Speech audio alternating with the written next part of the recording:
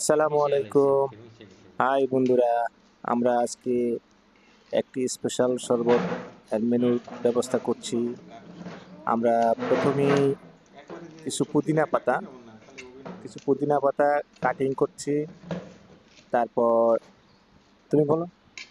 পুদিনা পাতা কাটিং করছি আমরা। এরপর কিছু ধনেপাতা কুচি করে নেব।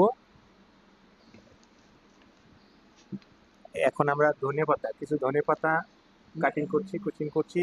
এরপর কিছু এরপর কিছু আস্ত মরিচ দিব।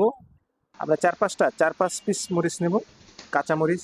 তারপর কিছু লেবু কুচি করে নেব। হ্যাঁ, লেবুকে কিছু আমরা আগে ক্লিন করে রেখেছিলাম।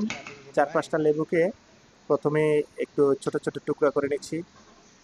সেই টুকরাগুলোকে আমরা ব্লেন্ডার মেশিনের সাথে সব একসাথে করে মিক্স করে এটাকে আমরা একেবারে একটি পেস্ট তৈরি করো। আচ্ছা, একটা পেস্ট তৈরি করবো। পেস্ট তৈরি করার পরে পানি মিক্স করে কিছু হ্যাঁ, এখন আমরা একটু লবণ দিচ্ছি, পরিমাণ মতো লবণ দিচ্ছি, সাথে বিট লবণ আছে। তো এগুলো আমরা ভালোভাবে একটু দিব, সুন্দর করে দিব, আর সাথে একটু চিনি দেব।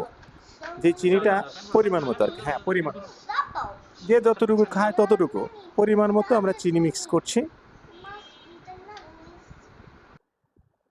এরপর আমরা তারপর আমরা মেশিনটা চালু করে দেবো। এবার চালু করে দিয়ে দেখব যে অল্প সময়ের মধ্যে আশা করি আমরা একটু মিক্স করে দিতে পারবো।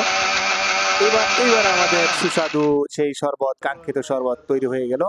আমরা এখনই শরবত পরিবেশনের পালা, শরবত খাবো। সবাইকে অসংখ্য ধন্যবাদ আমাদের সাথে থাকার জন্য।